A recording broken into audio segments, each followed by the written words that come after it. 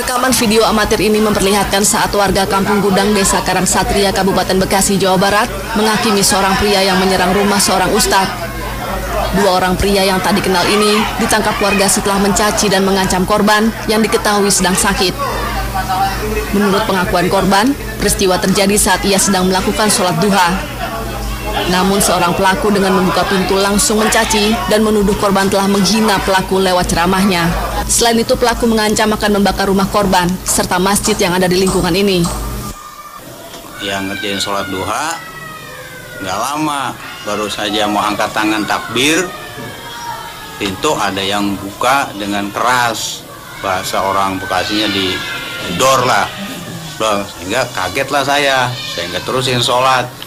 Saya hadapi orang itu, saya tanya, "Mas siapa? Namanya siapa? Mau ketemu siapa?" Nggak ada jawaban. Ya, sampai 2 kali, tanya ketiga baru ada jawaban. Saya mau nyari yang namanya Ustadz Ridwan Sakir. Pasca kejadian, sejumlah santri dan warga berjaga-jaga di depan rumah korban. Sementara 2 orang pelaku yang terindikasi memiliki gangguan jiwa dibawa ke Mapolsek Tambun. Rahmat Lubis Majid, JAK TV. Halo saudara, selamat malam. Apa kabar Anda pada hari ini? Bersama saya, Ratna Dumila. Anda saat ini sedang menyaksikan Saling Silang JAK TV. Saudara, selama 2 pekan terakhir, pemberitaan kita dihiasi informasi mengenai adanya maraknya terjadinya penyerangan terhadap tokoh agama maupun juga tempat ibadah. Penyerangan ini yang menarik adalah ketika terungkap, tersangka pelakunya adalah orang yang mengidap kelainan jiwa atau gila. Ada yang menyatakan bahwa peristiwa yang terjadi berulang hingga jumlahnya belasan ini ada kaitannya dengan pemilu 2019. Spekulasinya begitu. Hal ini adalah untuk memberikan anggapan kepada publik bahwa ada menurunnya legitimasi pemerintah untuk tidak mampu menjaga keamanan negara sehingga tidak bisa menciptakan suasana kondusif. Benarkah demikian? Apakah memang kesimpulan itu yang patut kita pegang atau mungkin adalah kesimpulan yang terburu-buru? Ada banyak yang mengatakan iya, namun ada juga yang mengatakan bahwa kesimpulan tersebut terlalu tendensius. Untuk itu kita akan membahasnya dengan sejumlah narasumber, namun yang sudah bergabung saat ini di studio JAK TV adalah Profesor Saiful Bahri, pakar hukum pidana yang juga merupakan Rektor Universitas Muhammadiyah Jakarta. Selamat malam. Assalamualaikum, Prof. Waalaikumsalam. Prof, kalau kita melihat selama 2 pekan ini pemberitaan cukup masif dan menyasar tokoh agama, pemuka agama, tempat ibadah. Dan ketika kemudian tersangkanya atau pelakunya terungkap, mereka mengalami gangguan jiwa. Kalau Anda lihat sendiri, apa yang bisa dikritisi dari peristiwa ini? Kan kejahatan itu terjadi di mana-mana, setiap waktu dan setiap saat, di setiap tempat juga. Tetapi khusus kejahatan yang dilakukan terhadap orang-orang yang beribadah, baik Islam, Kristen, Katolik, Buddha, Hindu, itu konstitusi kita memberikan jaminan kebebasannya. Kalau ada jaminan kebebasannya, mestinya secara logis tidak boleh setiap orang mengganggu dalam keadaan beribadah itu. Nah, tetapi gangguan-gangguan terhadap orang yang beribadah kan tidak sekarang. Beberapa puluh tahun yang lalu juga sudah pernah terjadi. Dan sekarang dalam waktu yang cepat ini secara masif terjadi di mana-mana. Dan korbannya sudah ada. Karena korbannya sudah ada, maka mestinya kepolisian sebagai garda terdepan di dalam penegakan hukum mesti mampu mengungkapkan. Dan mengungkapkannya sepertinya sangat mudah sekali karena ada korban, kemudian ada saksi, ada pelaku. Dan pelakunya kemudian dikatakan gila. Memang pasal 44 KUHP kita, kalau ada orang gila melakukan kejahatan, penganiayaan, bahkan sampai pembunuhan, maka alasannya bisa dibebaskan dengan alasan karena gila.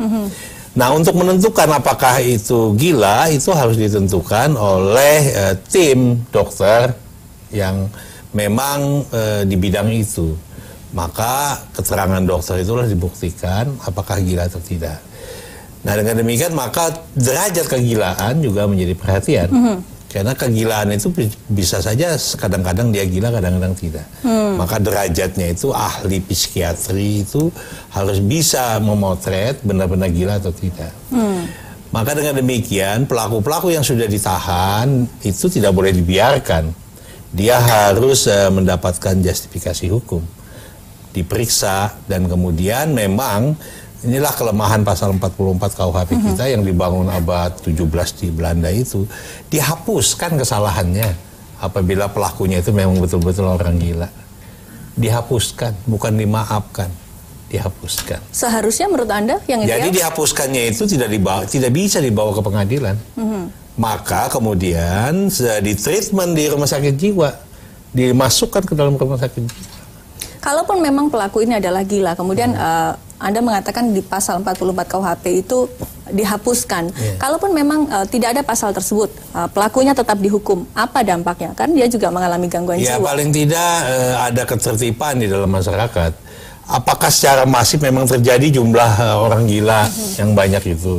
Dan apakah orang gila kemudian bisa mengingat bahwa targetnya adalah A, B, C, D? Berarti kan tingkat kegilaannya tidak dalam derajat yang absolut. Berarti gila mungkin by order. Karena itulah tokoh-tokoh agama menyatakan itu adalah sebuah desain besar. Saya kan tidak menyampaikan itu dalam perspektif politik, tapi dalam ilmu hukum pidana khususnya itu dihapuskan kesalahannya. Prof, kalau yang terjadi ini kan jumlahnya bukan 1, 2, 3, tapi belasan, dan terjadinya dalam waktu yang sangat berdekatan. Kalau Anda melihat ini trennya, apakah memang itu kita bisa melihat dari kasus per kasus, atau sebenarnya kalau Anda melihat ada kaitan dari kasus satu dengan kasus lainnya? Selalu ada kaitan karena modusnya sama terhadap orang yang beribadah, kemudian kalau resikonya tertangkap, kemudian ya gila, sistem hukum pidana kita ya dihapuskan. Walaupun nanti treatmentnya masuk ke rumah sakit jiwa, hanya sampai di situ, selesai. Dan kegilaan itu kan juga ada derajat, itu yang saya katakan, derajat. Kadang-kadang gila, kadang-kadang enggak. Ini jadi persoalan yang belum bisa dipecahkan di dalam ilmu hukum pidana itu. Oleh karena itulah ini sebuah kelemahan, mungkin saja dilihat ini sebuah kelemahan dalam pertanggungjawaban pidana. Dan akhirnya ya masif seperti sekarang ini. Oke, jadi kalau memang seandainya kita mengambil hipotesa bahwa rentetan kasus ini ada sesuatu di balik itu karena terjadi belasan di saat yang hampir bersamaan atau berdekatan, ada skenario di balik itu. Kemudian memanfaatkan orang yang tidak memiliki kesadaran penuh atas tindakannya atau dianggap gila. Kalau memang kemudian ada pelaku di balik itu, dia memang sengaja agar pelakunya atau tersangkanya tidak dimintai pertanggungjawaban hukum ke depan. Iya, kan tadi saya lihat konteksnya seperti itu. Tapi kalau memang dugaan banyak orang ini adalah sebuah desain dalam rangka tahun politik menjelang 2018-2019 ini, maka ini persoalan yang mesti harus dilacak betul supaya warga negara kita ini bisa nyaman dan sebagainya. Kalau tahu ini sebuah desain, berarti orang itu tidak gila, karena orang itu menerima order untuk melakukan tindakannya, dan tindakannya ini kan menganiaya, membuat orang tidak mati. Nah, kalau kemudian dia sampai mati, maka pasalnya bukan penganiayaan lagi, tetapi pembunuhan berencana. Kalau pembunuhan berencana ya mudah diungkapkannya. Berarti kan ada yang menyuruh melakukan, kemudian ada pelakunya, ada pihak yang menyiapkan sarana prasarana terjadinya peristiwa pidana itu. Maka ini berat kalau sudah sampai kepada wilayah itu, dan penyidikan juga tidak gampang, dia harus membuktikan itu. Tapi kalau ini kan hanya sekedar menganiaya, orang tidak mati, dan kemudian pelakunya ada yang meninggal, Prof, di nah, kalau dia meninggal, 1 Februari ya, 2018. kalau dia meninggal, maka penganiayaan berat mengakibatkan kematian. Kalau pelakunya tunggal, hanya orang gila itu nggak bisa diungkap siapa yang menyuruh melakukannya. Itu persoalannya. Tapi kalau artinya kalau memang ini ada aktor di balik itu, nah rencananya kan, sangat rapi hingga kemudian ini kan kita mau melihat begini, kalau pelakunya tunggal, hanya orang gila saja, berhenti sampai di dia situ. tidak bisa dihukum. Dia hanya bisa atas keterangan ahli jiwa menyatakan dia dirawat di rumah sakit. Karena pengadilan tuh nggak bisa. Kan pertanyaan pertama penyidikan polisi itu Anda dalam keadaan sehat. Kalau tidak sehat ya nggak bisa dilanjutkan proses penyidikan. Sampai di pengadilan juga ditanyakan Anda dalam keadaan sehat. Oh tidak sehat karena gila, ya nggak bisa dilanjutkan. Itulah kemudian kesalahan itu bisa dihapuskan. Karena dia gila atau Tapi dia sakit permanen. Aktor di balik itu akan menjadi masalah karena tidak ada keterangan yang bisa diambil dari. Kan kalau orang gila dia tidak normal. Bagaimana bisa menanyakan ada nggak yang menyuruh? Kan tidak mungkin. Saya sendiri melakukan. Loh, kalau dia sendiri kenapa bisa hafal nama orang? Ada catatan dan sebagainya. Jadi ini ya katakanlah by design, tapi untuk mengungkapkannya tidak. Nah, sedangkan mengungkapkannya bukan hal yang mudah. Bukan, sangat tidak mudah. Tapi kalau orang itu normal, mudah-mudahan orang gila yang diperiksa itu kemudian dia normal. Lalu dia menyebutkan saya dapat uang disuruh oleh orang itu walaupun tidak bisa diungkapkan itu pekerjaan pembuktian. Berarti kan diketahui bahwa ada by design yang besar. Oke, Prof, kita akan jeda sejenak, kita lanjutkan dialog ini tetap bersama kami saudara di Saling Silang Jak TV. Mantap.